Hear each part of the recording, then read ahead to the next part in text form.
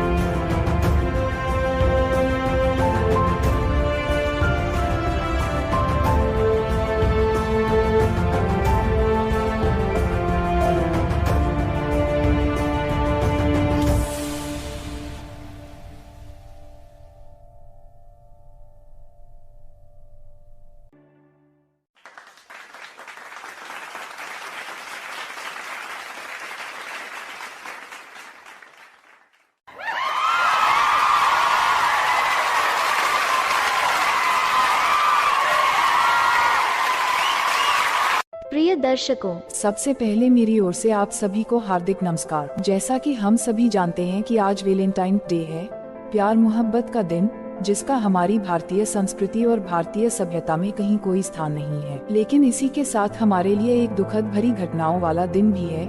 आज के ही दिन सन 2019 में पुलवामा में हमारे जवान वीर गति को प्राप्त हुए थे।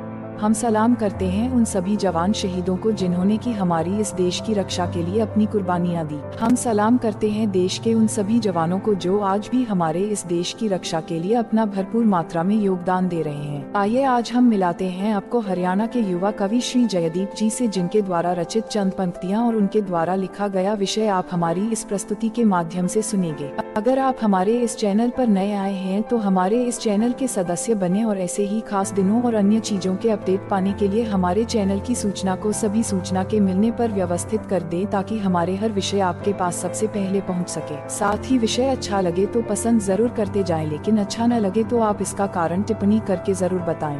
अगर आपको हमारा यह विषय अच्छा लगे तो इसे आगे तक भी साझा करें, और अगर आपके कोई सुझाव हो तो हमें टिप्पणी के माध्यम से या हमारी ईमेल के माध्यम से जरूर दें। धन्यवाद।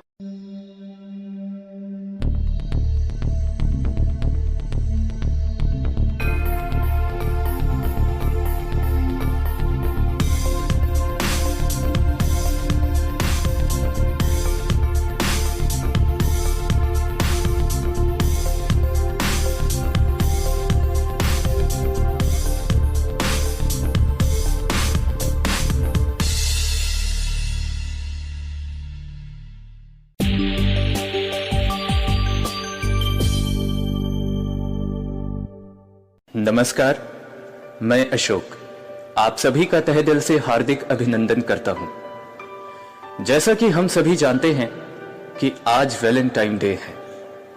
आज वैलेंटाइन डे प्यार और मोहब्बत का दिन, जिसका हमारी भारतीय संस्कृति और भारतीय सभ्यता में कहीं कोई स्थान नहीं है।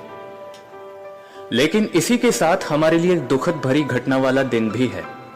आज के ही दिन सन 2019 में पुलवामा में हमारे जवान वीर गति को प्राप्त हुए थे। हम सलाम करते हैं उन सभी शहीदों को जिन्होंने हमारे इस देश की रक्षा के लिए अपनी कुर्बानियां दी। हम सलाम करते हैं देश के उन सभी जवानों को जो आज भी हमारे इस देश की रक्षा के लिए अपना भरपूर मात्रा में योगदान दे रहे हैं। इसके उपलक्ष्य पर मैं हरियाणा के युवा कवि श्री जयदीप जी की लिखी कुछ चंद पंक्तियां और उनके द्वारा लिखा गया विषय मैं आप सभी के सामने प्रस्तुत करने चाहूंगा।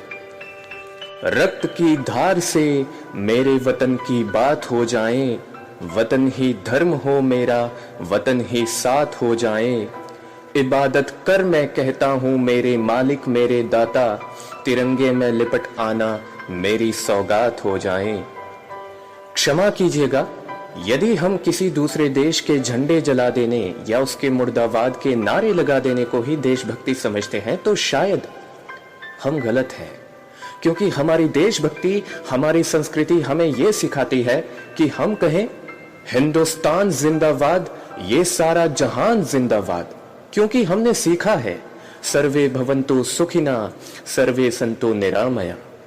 और यदि हम राष्ट्रगान का सम्मान कर देने या भारत माता के जोर शोर से नारे लगा देने को ही देशभक्ति समझते हैं तो शायद हम गलत हैं, क्योंकि असली देशभक्ति वो है जब एक इंसान पूरी निष्ठा, पूरी लगन और पूरे समर्पण के साथ काम करता है और राष्ट्र हित में अपना योगदान देता है। असली देशभक्ति वो है जब एक शिक्षक पूरी ईमानदारी के साथ शिक्षा प्रदान करता है और कैप्टन तान्या शेरगिल जैसी योद्धाएं समाज को देता है। असली देशभक्ति वो है जब एक पत्रकार निष्पक्ष रूप से खबर देता है। असली देशभक्ति वो है जब हम किसी नेता को वोट उसकी जाति, उसका नाम देखकर नहीं, उसका काम देखकर देते हैं। असली देशभक्ति वो है जब हम जल को व्यर्थ बहने से रोक लेते हैं। असली देशभक्ति वो है जब हम किसी बुजुर्ग को सड़क पार करवाते हैं। असली देशभक्ति वो है जब हम अपना टैक्स ईमानदारी के साथ जमा करते हैं। असली देशभक्ति वो है जब हम देश के शहीदों और उनके परिवारों का सम्मान करते हैं। और असली देशभक्ति वो है दोस्तों जब हम 250 रुपए की टिकट खरीदकर कोई डर्टी पिक्चर नहीं बल्कि 70 रुपए की झाड़ू खरीदकर देश की सफाई में योगदान देते हैं। और इस देश का युवा यदि अपनी संस्कृति को मानने की नहीं, स्वामी विवेकानंद की तरह स्वयं जानने की जिज्ञासा रखता है, तब असली देशभक्ति प्रकट होती है। और ईमानदारी से किया हुआ हर एक कार्य देश प्रेम कहलाता है। नेहरू जी के युवा केंद्र के इस कविता के माध्यम से मैं ये बात कहना चाहता हूं कि कथानक व्याकरण समझे तो सर्वित छंद हो जाएं, हमारे देश में फिर से सुखद मकरंद हो जाएं। मेरे ईश्वर मेरे मालिक ये कविता मांग दी तुझसे, युवा पीढ़ी संभल करके विवेकानंद हो जाएं। और यहां मैं उस देश की बात करना चाहता हूं जिस देश में सुदूर तमिलनाडु के रामेश्वरम के धनुष कोटि के एक मल्लाह का बेटा इस देश की नैया का खेवैया बना है। जिस देश में नेता हम खुद चुनते हैं, महलों की औलादें हमारी तकदीर नहीं लिखती। हम चीन के टाइनामेंचों के छात्रों की तरह लोहे के टैंकों के नीचे कुचले नहीं जाते। हम पोंगयांग के लोगों की तरह फौजियों के बूटों के नीचे रौंदे नहीं जाते। जिस देश में कल्पना चावला, अरुणिमा सिन्हा जैसी बेटियां जन्म लेती है, जिस देश में बचेंद्री पाल जैसी महिलाएं माउंट एवरेस्ट पे चढ़ पूरे विश्व में नाम रोशन करती है, जिस देश में डॉक्टर APJ अब्दुल कलाम साहब जैसे महापुरुष जन्म लेते हैं, अरे जिस देश में हम अपनी जान के दुश्मन को भी जान कहते हैं, इसी मोहब्बत की जमी को हिंदुस्तान कहते हैं। अब यहां मैं आपको स्वामी विवेकानंद जी की एक छोटी सी कहानी सुनाने चाहूंगा।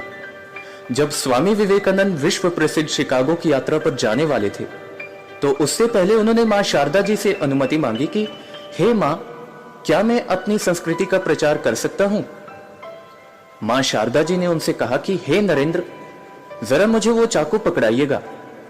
जब स्वामी विवेकानंद जी ने मां शारदा जी को चाकू दिया तो मां शारदा जी ने उनसे कहा कि हां, अब तुम पूरे विश्व में अपनी संस्कृति का प्रचार प्रसार करने के लिए जा सकते हो, तुम स्वतंत्र हो।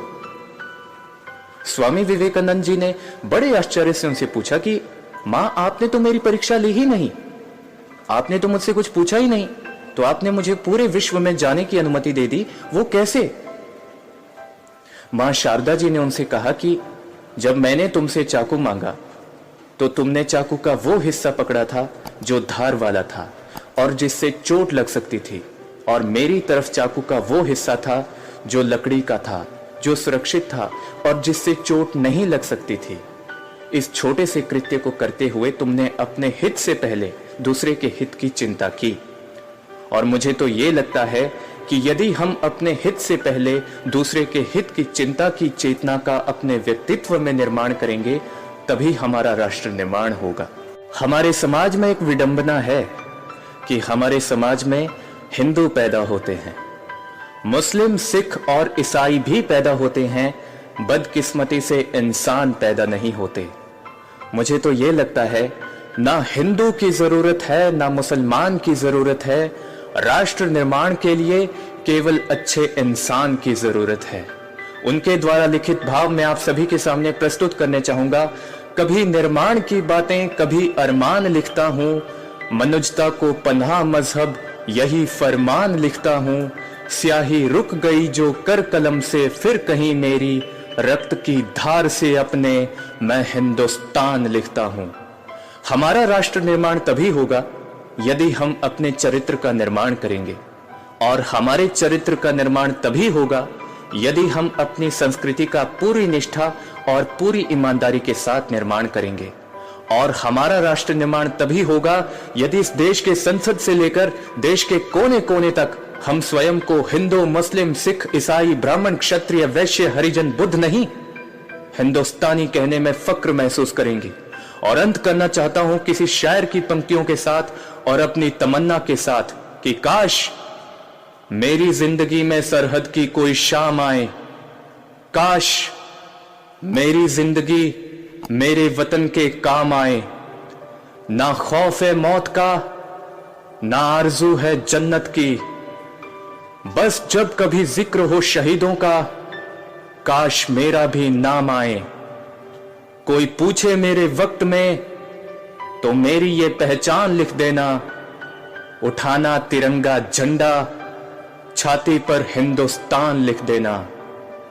कोई पूछे पागल था वो कौन, तो भगत सिंह और क्रांतिकारियों का चेला और इन कलाम का गुलाम लिख देना। और बचा हो जो जिस्म में लहू मेरे, निकालना उसे, फेंकना जमी पर, और मां तुझे सलाम लिख देना। बहुत बहुत धन्यवाद। स्वराष्ट्र जिंदाबाद।